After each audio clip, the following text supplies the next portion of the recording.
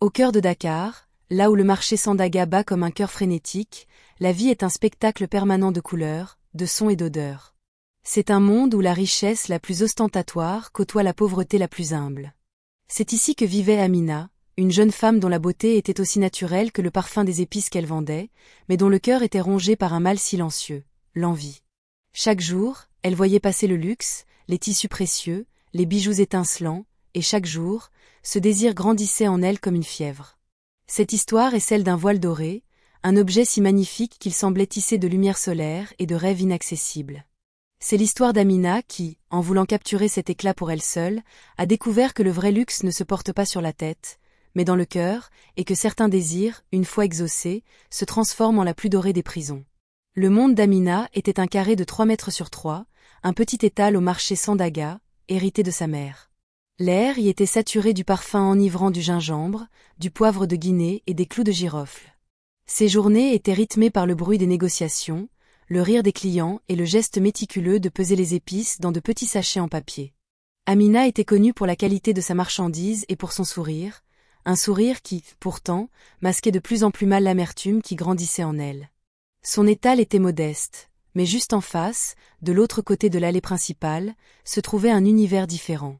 C'était la boutique de tissus de Monsieur Diop, un homme riche dont la fortune était aussi visible que les montagnes de basin et de wax coloré qui débordaient de son magasin. Mais ce n'était pas la boutique qui fascinait Amina. C'était Mariam, la fille unique de Monsieur Diop. Mariam était l'incarnation de tout ce qu'Amina désirait. Elle ne travaillait pas, elle passait ses journées à déambuler dans le marché, parée comme une princesse. Chaque jour, elle portait une tenue différente, des robes coupées dans les soies les plus fines, des bijoux en or qui scintillaient à ses poignets et à son cou. Elle était belle, certes, mais c'était une beauté polie par l'aisance, une confiance que seule une vie sans manque peut donner. Quand Mariam passait devant son étal, Amina baissait les yeux, feignant d'être occupée. Mais en réalité, elle observait tout. La manière dont le tissu tombait sur ses hanches, l'éclat de ses boucles d'oreilles, le parfum floral et coûteux qu'elle laissait dans son sillage. La jalousie d'Amina était une douleur sourde, un poison lent. Elle ne détestait pas Mariam. Au fond, elle aurait voulu être son amie, faire partie de son monde. Mais le fossé entre leurs deux vies était aussi large que le désert. Le soir, en rentrant dans sa petite chambre, Amina se regardait dans un éclat de miroir brisé. Elle voyait un visage fatigué par les longues journées, des mains abîmées par le travail. Elle se comparait à l'image parfaite de Mariam et se sentait terne, invisible. Son propre reflet lui devenait insupportable. L'envie n'était plus un simple désir passager. Elle devenait une obsession, une lentille déformante à travers laquelle elle voyait sa propre vie comme un échec. Elle ne voyait plus la fierté de son travail, la chaleur des amitiés qu'elle avait nouées au marché, ni l'amour de sa vieille mère qui vivait dans leur village natal. Elle ne voyait que ce qu'elle n'avait pas. L'ombre de la richesse de Mariam était en train d'éteindre la petite lumière de son propre bonheur, et Amina, aveuglée par l'éclat de l'or, ne s'en rendait même pas compte. La jalousie, tel un liseron, s'enroula plus étroitement autour du cœur d'Amina. Chaque journée au marché devint une torture. Elle n'entendait plus les compliments de ses clients fidèles sur la fraîcheur de son poivre, mais elle entendait le bruissement des robes de soie de Mariam. Elle ne sentait plus le parfum réconfortant de ses propres épices, mais elle était hantée par l'odeur du parfum français de sa rivale involontaire. Son travail, autrefois sa fierté, devint une corvée. Ses gestes perdirent de leur précision, son sourire devint forcé. Elle se surprenait à faire des erreurs, à donner le mauvais poids, à répondre sèchement à des clients qui ne méritaient que sa gentillesse. Son esprit était ailleurs, constamment tourné vers la boutique d'en face, scrutant chaque nouvelle parure de Mariam. À quelques étals du sien, une vieille femme nommée Maman Ndeye vendait des amulettes et des perles de sagesse. Maman Ndeye avait des yeux qui semblaient avoir tout vu, et elle observait Amina avec une douce inquiétude. Un jour, alors qu'Amina regardait fixement Mariam essayer un nouveau collier, la vieille femme l'interpella. « Amina, ma fille, dit-elle de sa voix rauque et bienveillante, fais attention à la faim des yeux. C'est une faim qui ne se rassasie jamais. Plus tu la nourris, plus elle te dévore de l'intérieur. » Amina, surprise et un peu honteuse d'avoir été démasquée, détourna rapidement le regard. « Je ne sais pas de quoi vous parlez, maman Ndeye, » répondit-elle sèchement. « Je suis juste fatiguée. » Mais la vieille femme secoua la tête. « Le contentement est une richesse que nul ne peut voler. Ne l'oublie pas. » Amina ignora l'avertissement, le mettant sur le compte des divagations d'une vieille femme. Mais les paroles de maman Henday tournoyaient dans son esprit. La faim des yeux. C'était exactement ça. Une faim insatiable qui lui tordait les entrailles. Elle commença à se négliger. Elle dépensait le peu d'argent qu'elle gagnait non pas pour aider sa mère au village ou pour améliorer son étal, mais pour acheter de petites babioles, des imitations bon marché des bijoux de Mariam. Un bracelet en plastique doré, une paire de boucles d'oreilles en verre coloré. Mais ces objets ne faisaient qu'accentuer le contraste avec le luxe authentique qu'elle convoitait. Ils lui paraissaient ridicules et pathétiques dès qu'elle les mettait. Sa frustration ne faisait que grandir. Son obsession atteignit un point de non-retour. Elle ne vivait plus. Elle attendait. Elle attendait le passage de Mariam, se nourrissant de sa propre amertume. Les autres commerçants du marché commencèrent à le remarquer. « Que arrive-t-il à Amina » chuchotait-il. Son sourire s'est éteint. Amina se sentait de plus en plus seule, isolée dans sa propre envie. Elle s'imaginait à la place de Mariam, portant ses vêtements, vivant sa vie. Ce rêve devint si puissant, si présent, qu'il commença à effacer la réalité. Elle était prête à tout pour une seule journée, une seule heure, dans la peau de celle qu'elle enviait tant. Le murmure de la convoitise était devenu un cri assourdissant dans son cœur, la préparant à commettre l'irréparable pour obtenir l'inaccessible. Elle était au bord du gouffre, prête à sauter pour un mirage. Un matin, une effervescence inhabituelle parcourut le marché. On annonçait le mariage imminent du fils d'un grand importateur, et la famille Diop était invitée d'honneur. Pour l'occasion, M. Diop avait fait venir de Dubaï une collection de tissus et d'accessoires d'un luxe inouï. Amina, comme tous les autres, était curieuse, mais son cœur était lourd, anticipant déjà les nouvelles merveilles que Mariam allait arborer. L'après-midi, Mariam apparut. Et le marché entier retint son souffle. Elle portait une robe simple mais élégante, mais ce n'était pas la robe qui captivait tous les regards.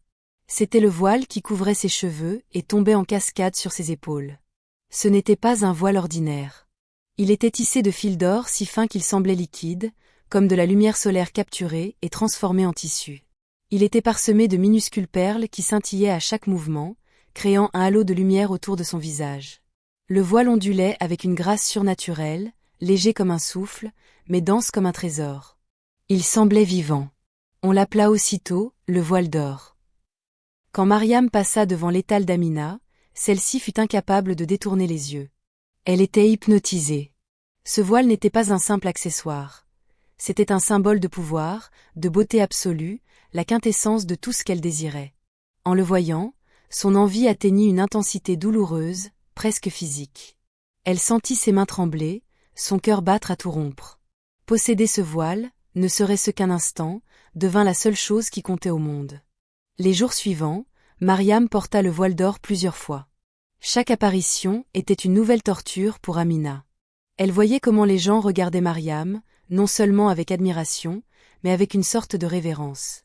Le voile lui conférait une aura de majesté. Les commerçants lui faisaient des prix sans qu'elle le demande, les enfants s'arrêtaient de jouer sur son passage, les hommes la regardaient avec un respect mêlé de désir. Le voile n'était pas seulement un objet de luxe. C'était une clé qui ouvrait toutes les portes, qui commandait le respect et l'admiration. Amina était convaincue que si elle pouvait porter ce voile, sa vie changerait du tout au tout. Les gens la verraient enfin. Elle ne serait plus la petite vendeuse d'épices, mais une femme importante, digne d'attention. Elle commença à élaborer des plans insensés. Pourrait-elle l'acheter ? Impossible, il devait coûter plus qu'elle ne gagnerait en 10 vies. Pourrait-elle demander à Mariam de le lui prêter ? L'idée était si ridicule qu'elle la fit rire amèrement. Alors, une pensée sombre, insidieuse, commença à germer dans son esprit. Une pensée qu'elle repoussa d'abord avec horreur, mais qui revenait sans cesse, plus forte à chaque fois.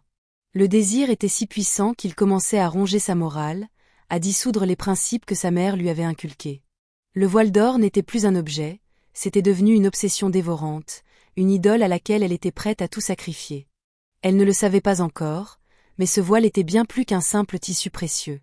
Il portait en lui une magie ancienne, une magie qui répondait aux désirs les plus profonds, mais qui exigeait toujours un prix terrible en retour.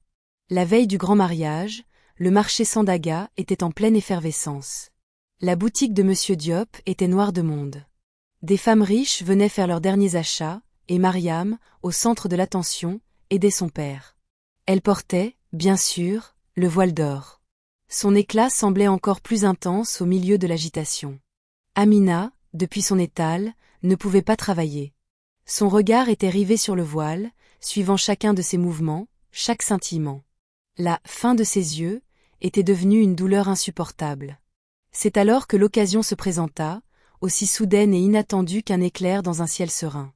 Une cliente importante, une femme politique, arriva à la boutique de Monsieur Diop. Pour mieux lui montrer un tissu particulièrement lourd, Mariam dut utiliser ses deux mains.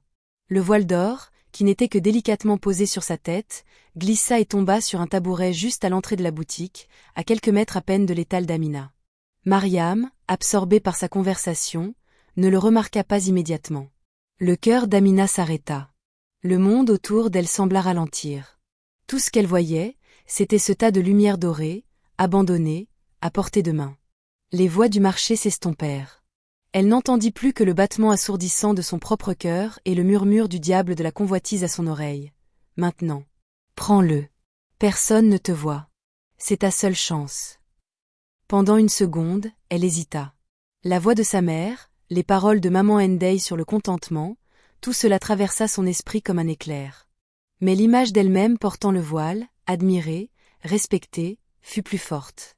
La tentation balaya tout le reste. Agissant comme dans un rêve, mue par une force qu'elle ne contrôlait plus, elle se leva. D'un pas rapide, elle traversa la petite allée. Ses mouvements étaient fluides, presque invisibles au milieu de la foule. Elle arriva près du tabouret. Sa main tremblante se tendit. Le tissu était encore plus doux et plus léger qu'elle ne l'avait imaginé. D'un geste vif, elle s'empara du voile d'or, le cacha sous son propre pagne et retourna à son étal, le cœur prêt à exploser dans sa poitrine. Personne ne l'avait vue. L'acte n'avait duré que quelques secondes. Elle s'assit, le dos raide, essayant de paraître naturelle, mais son corps entier tremblait. Quelques instants plus tard, un cri retentit. C'était Mariam. Mon voile d'or. Il a disparu. La panique s'empara de la boutique, puis se propagea dans tout le marché. Monsieur Diop, furieux, se mit à crier, accusant les passants. On chercha partout, on interrogea les gens, mais personne n'avait rien vu. Amina resta assise, pétrifiée, le trésor volé brûlant contre sa peau.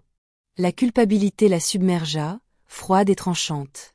Mais elle était mêlée à une autre sensation, une excitation terrible, le frisson triomphant de la possession. Elle avait réussi. Le voile d'or était à elle. À la fermeture du marché, elle s'empressa de rentrer, courant presque jusqu'à sa petite chambre, serrant son butin contre elle. Elle ferma la porte à clé, le dos appuyé contre le bois, et respira enfin. Elle sortit lentement le voile de sa cachette. Dans la pénombre de la pièce, il semblait briller de sa propre lumière, une promesse silencieuse de la nouvelle vie qui l'attendait. Elle avait commis un acte irréparable, mais à cet instant, seule la magie de l'objet comptait. Seule dans sa modeste chambre, Amina déplia le voile d'or. Il se déversa de ses mains comme du miel liquide, captant la faible lumière du crépuscule et la magnifiant. Il était encore plus beau de près. Chaque fil semblait chanter une mélodie silencieuse de luxe et de pouvoir. Avec des mains tremblantes d'excitation et d'appréhension, elle le posa sur sa tête. L'instant où le tissu toucha ses cheveux, une sensation étrange la parcourut. Une chaleur douce, comme une caresse, suivie d'un frisson électrique. Elle se sentit différente, plus grande, plus droite. Elle se tourna vers son éclat de miroir. Ce ne fut pas son propre reflet qu'elle vit, ou du moins, pas tout à fait. C'était une version sublimée d'elle-même. Son visage, habituellement marqué par la fatigue, semblait reposé et lumineux. Ses yeux brillaient d'une confiance nouvelle. Sa peau avait un éclat satiné. Le voile encadrait son visage d'un halo doré qui effaçait toutes ses imperfections. Elle était, en un instant, devenue éblouissante. Ce n'était pas un simple changement d'apparence, c'était une métamorphose. Le voile ne la couvrait pas, il la révélait, ou plutôt, il créait une version d'elle qu'elle avait toujours rêvé d'être. Un rire nerveux lui échappa, un rire de pur bonheur et de triomphe. Elle passa la nuit à se contempler, à danser seule dans sa chambre, à imaginer le monde à ses pieds. Le lendemain, elle décida de tester son nouveau pouvoir. Elle enfila une robe simple mais propre, et se coiffa du voile d'or. Elle sortit de chez elle, le cœur battant. La réaction fut immédiate et spectaculaire. Les gens dans la rue s'arrêtaient pour la regarder passer. Les hommes la dévisageaient avec une admiration respectueuse, les femmes avec une curiosité envieuse. Elle, qui avait toujours été invisible, était maintenant le centre de toutes les attentions. Elle décida de retourner au marché, le lieu de son ancienne humiliation. L'effet fut encore plus saisissant. Le vendeur de fruits, qui la connaissait depuis des années, se leva à son approche et lui offrit ses plus belles mangues. « Pour vous, belle dame », dit-il en s'inclinant légèrement. Le chauffeur de taxi refusa de la faire payer. Le commerçant qui lui avait un jour vendu un bracelet de pacotille lui proposa ses plus belles parures en argent, comme si elle était sa meilleure cliente. Elle se pavanait dans les allées, savourant chaque regard, chaque compliment, chaque marque de déférence. Elle passa devant l'étal de Maman Henday, qui la regarda avec une expression indéchiffrable. Elle passa devant la boutique de Monsieur Diop, où l'ambiance était encore morose à cause du vol. Elle sentit une pointe de culpabilité, mais elle fut rapidement balayée par la vague enivrante de sa nouvelle popularité. Elle se sentait puissante, invincible. Elle avait enfin ce qu'elle voulait, l'admiration, le respect, la sensation d'être quelqu'un d'important. Le voile d'or n'était pas un simple tissu, c'était une baguette magique qui transformait la citrouille en carrosse. Elle était ivre de ce nouveau statut. Elle croyait avoir gagné, avoir vaincu sa destinée. Mais la magie a toujours un prix, et les métamorphoses les plus spectaculaires sont souvent les plus éphémères. Elle profitait de son illusion, sans savoir que l'addition, terrible et implacable, lui serait bientôt présentée. Après plusieurs jours passés à jouir de sa nouvelle vie, Amina commença à se sentir seule au milieu de cette admiration constante. Les regards des inconnus étaient flatteurs, mais ils étaient vides. Elle ressentait le besoin de partager son bonheur, ou du moins son incroyable transformation, avec quelqu'un qui comptait vraiment pour elle. Sa première pensée fut pour sa mère. Elle ne l'avait pas appelée depuis le vol, rongée par une culpabilité qu'elle refusait d'admettre. Elle décida de prendre une partie de l'argent qu'elle avait économisé et de prendre un quart pour son village natal, situé à quelques heures de Dakar. Elle voulait éblouir sa mère, lui montrer qu'elle avait enfin réussi, même si elle devait mentir sur l'origine de sa nouvelle fortune. Elle arriva au village en fin d'après-midi, portant sa plus belle robe, et bien sûr, le voile d'or. Elle s'attendait à créer une sensation, à voir sa mère pleurer de joie et de fierté. Elle s'approcha de la petite case familiale. Sa mère était assise sur le seuil, en train de vanner du mil. « Maman » appela Amina, le cœur rempli d'une émotion triomphante. Sa mère leva la tête, plissa les yeux face au soleil, et son regard passa directement à travers Amina, comme si elle n'était qu'un courant d'air. « Il y a quelqu'un » demanda la vieille femme en se tournant vers la gauche, puis vers la droite. Amina sentit un froid glacial la saisir. « Maman, c'est moi, Amina » cria-t-elle en s'approchant. Elle se posta juste devant sa mère. La vieille femme ne la voyait pas. Elle ne voyait absolument rien.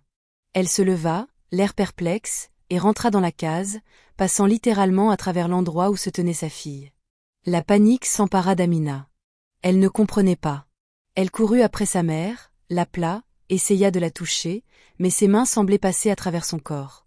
Elle était devenue un fantôme pour sa propre mère. La terrible vérité commença à se faire jour. Le voile d'or. La magie avait un prix. Elle la rendait éblouissante aux yeux des inconnus, de ceux dont l'admiration était superficielle, mais elle la rendait totalement invisible aux yeux de ceux qui l'aimaient d'un amour sincère et profond. L'horreur de la situation la frappa avec la violence d'un coup de poing. Toute l'admiration du monde ne valait rien si elle ne pouvait plus sentir l'étreinte de sa mère, ni voir la chaleur dans son regard. Éperdue, elle quitta le village en courant, sans un regard en arrière, et retourna à Dakar. Elle avait besoin de vérifier. Elle courut au marché Sandaga, cherchant le visage d'un véritable ami. Elle aperçut Maman Henday, la vieille vendeuse d'amulettes. Elle s'approcha d'elle, le cœur au bord des lèvres. « Maman Henday, s'il vous plaît, aidez-moi » implora-t-elle. La vieille femme, qui était en train de ranger ses perles, ne leva même pas la tête. Elle continua son travail, fredonnant une vieille chanson. Pour elle aussi, Amina n'existait pas. Amina s'effondra en larmes au milieu de l'allée. Des passants la regardaient avec curiosité, admirant la beauté de cette femme riche qui pleurait, mais personne ne lui offrit de l'aide. Ils admiraient une image, une illusion. Ils ne voyaient pas sa détresse. C'était cela, le prix. La solitude la plus absolue, déguisée en popularité. Elle était prisonnière d'un paradoxe infernal, être vue de tous, mais reconnue de personne. Le luxe qu'elle avait tant convoité s'était révélé être la plus cruelle des malédictions. Le désespoir d'Amina se transforma en une panique frénétique. La solution semblait simple, enlever le voile. Elle rentra en courant dans sa chambre, claqua la porte et se jeta sur son reflet dans le miroir. Elle vit une femme magnifique, parée d'or, mais dont les yeux étaient fous de terreur. « C'est de ta faute » cria-t-elle à son reflet. Elle attrapa les bords du voile et tira de toutes ses forces. Une douleur fulgurante, comme si on lui arrachait la peau, la fit hurler. Elle lâcha prise. Le voile était toujours là, parfaitement en place. Elle réessaya, encore et encore, tirant, griffant, jusqu'à ce que ses ongles saignent. Mais c'était inutile. Le voile d'or semblait s'être fusionné à son crâne, comme s'il avait pris racine dans sa chair et dans son âme. Les jours qui suivirent furent un cauchemar éveillé.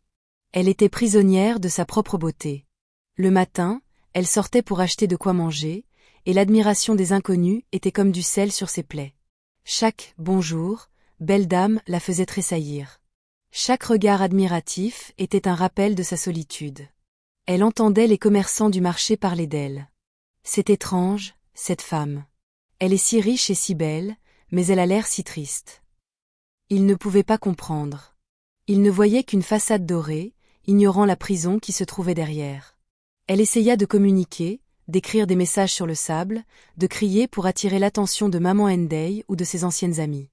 Mais c'était comme si elle était dans une autre dimension. Ses actions n'avaient aucun impact sur leur monde. Elle était un fantôme magnifique.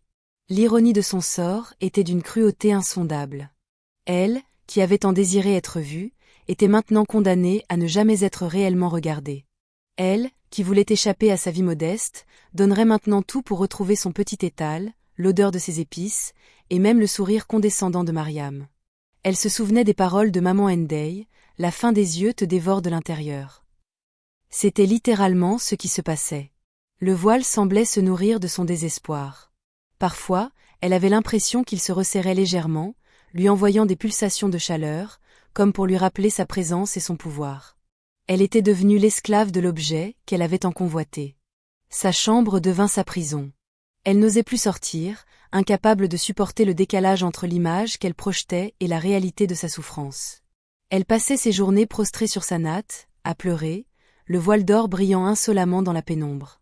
Une nuit, dans un accès de rage, elle prit le miroir brisé et tenta de couper le voile.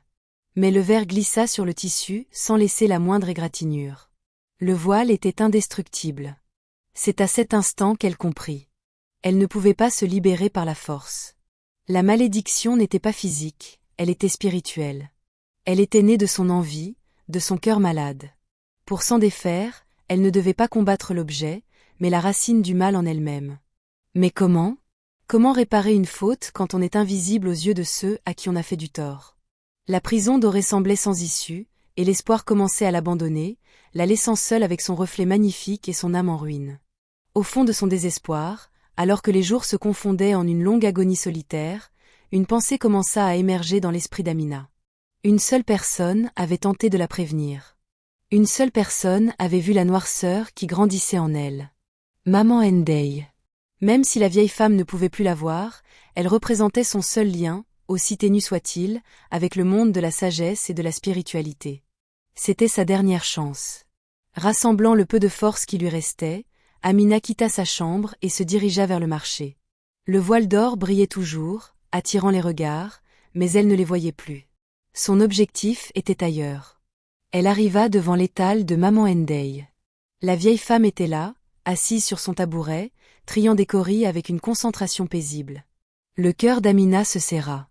Être si proche et pourtant si infiniment loin. Elle ne pouvait pas lui parler, elle ne pouvait pas la toucher. Que faire ? Une seule chose lui vint à l'esprit, la confession. Même si elle n'était pas entendue, elle devait vider son cœur. C'était la première étape, le premier acte d'humilité. Elle s'agenouilla sur le sol poussiéreux de l'allée, devant l'étal de la vieille femme qui l'ignorait complètement. Les passants la regardaient, intrigués par cette femme riche et belle qui s'agenouillait dans la poussière, mais personne n'osa l'interrompre. Et Amina parla. Elle parla à voix basse, les larmes coulant sans retenue sur son visage, des larmes que personne ne pouvait voir. « Maman Ndeye, commença-t-elle, sa voix brisée par les sanglots, vous aviez raison. J'étais dévorée par la faim de mes yeux. C'est moi. C'est moi qui ai volé le voile d'or. Elle raconta tout, sans rien omettre. Sa jalousie envers Mariam, son obsession, le vol, la joie éphémère de la métamorphose et l'horreur de la malédiction. Elle confessa sa honte, ses regrets, sa solitude insupportable. Elle ne demandait rien. Elle ne s'attendait à rien. Elle offrait simplement la vérité, brute et douloureuse, à l'univers, en présence de la seule personne qui aurait pu la comprendre. J'ai tout gâché, conclut-elle en sanglotant. J'ai échangé l'amour de ma mère et votre respect contre des regards vides. Je suis prisonnière, et je le mérite. Elle resta là, agenouillée, la tête baissée, vidée de toute force. Maman Ndeye, elle, n'avait pas bougé. Elle continuait de trier ses coris. Mais soudain, elle s'arrêta. Elle fronça les sourcils, comme si elle avait perçu quelque chose. Elle tourna la tête, ses yeux balayant l'endroit exact où se trouvait Amina, mais sans la voir. Il y a une grande tristesse dans l'air aujourd'hui, murmura-t-elle pour elle-même. Un cœur qui pleure si fort que même les esprits s'en attristent. Amina releva la tête, surprise. La vieille femme ne la voyait pas, mais elle sentait sa peine. C'était un début. Un minuscule filament de connexion venait de se retisser. Pour la première fois depuis des jours, une lueur d'espoir, fragile comme une toile d'araignée, naquit dans le cœur d'Amina. Le chemin du repentir était long et difficile, mais elle venait de faire le premier pas. Amina resta agenouillée, écoutant le silence qui suivit les paroles de maman Ndeye. La vieille femme ne la voyait toujours pas, mais elle avait ressenti sa douleur. C'était un miracle en soi. Après un long moment, maman Ndeye soupira et se mit à parler à voix haute, comme si elle s'adressait à un esprit invisible ou à un disciple imaginaire. Les vieilles histoires le disent, commença-t-elle, sa voix prenant une intonation de conteuse. Quand le cœur est emprisonné par l'envie, ni la force, ni les larmes, ni les prières égoïstes ne peuvent le libérer. Le poison de la convoitise ne peut être neutralisé que par son contraire absolu. Il ne peut être guéri que par un acte de générosité pure. Un don de soi total, fait sans rien attendre en retour, pas même le salut. Il faut donner ce que l'on a de plus précieux, non pour se racheter, mais parce que c'est la seule chose juste à faire. En entendant ces mots, Amina comprit. C'était la clé. Un acte de générosité pure. Mais que pouvait-elle donner? Elle n'avait plus rien. Son étal était abandonné, ses relations brisées. Le voile d'or lui-même ne pouvait être donné, car il était une partie d'elle. Elle réfléchit, fouillant dans les décombres de sa vie. Puis, elle se souvint. Avant que l'obsession ne la consume totalement, elle avait mis de côté un peu d'argent. C'étaient les économies de toute une vie de travail, une petite somme cachée sous une latte de bois dans sa chambre. Elle la gardait précieusement pour les vieux jours de sa mère, ou pour un coup dur. C'était tout ce qu'elle possédait de tangible, le fruit de son labeur honnête. C'était ce qu'elle avait de plus précieux. Elle se rappela aussi une chose. Quelques jours avant le vol, maman Ndeye avait placé une petite boîte à offrandes sur son étal. Elle récoltait de l'argent pour aider à payer les soins médicaux du petit-fils d'une autre vendeuse du marché, un enfant gravement malade. À ce moment-là, Amina, absorbée par sa jalousie, avait ignoré la boîte. L'idée lui vint, claire et évidente. C'était là qu'elle devait faire son don. Sans une seconde d'hésitation, elle se releva. Elle ne rentra pas chez elle en courant, mais marcha avec une détermination calme. Elle récupéra la petite liasse de billets, le fruit de tant d'années de travail. Elle ne ressentit aucun pincement au cœur à l'idée de s'en séparer. Au contraire, elle se sentit légère. Elle retourna au marché. Il faisait presque nuit, et les commerçants commençaient à remballer. Maman Ndeye était toujours là. La petite boîte à offrandes était presque vide. Amina s'approcha, invisible. Avec un geste simple, dénué de toute théâtralité, elle glissa toutes ses économies dans la fente de la boîte. Elle ne pensa pas à la malédiction, ni à sa libération. Elle pensa seulement à l'enfant malade, et à la joie que cet argent pourrait apporter. Elle ne demanda rien. Elle donna, simplement. C'était un acte silencieux, anonyme, total. Le don de soi. À l'instant précis où le dernier billet disparut dans la boîte, une sensation de chaleur intense parcourut son corps, partant de sa tête et descendant jusqu'à ses pieds. La chaleur qui envahit Amina fut suivie d'une sensation de légèreté, comme si un poids immense venait de lui être retiré des épaules. Elle sentit quelque chose glisser sur ses cheveux, tomber sur le sol avec un bruit mat et sans éclat. Elle baissa les yeux. Le voile d'or était là, par terre. Mais il n'était plus magnifique. Il avait perdu tout son éclat, toute sa lumière. Il ressemblait maintenant à un simple morceau de tissu jauni et poussiéreux, un vieux chiffon sans valeur.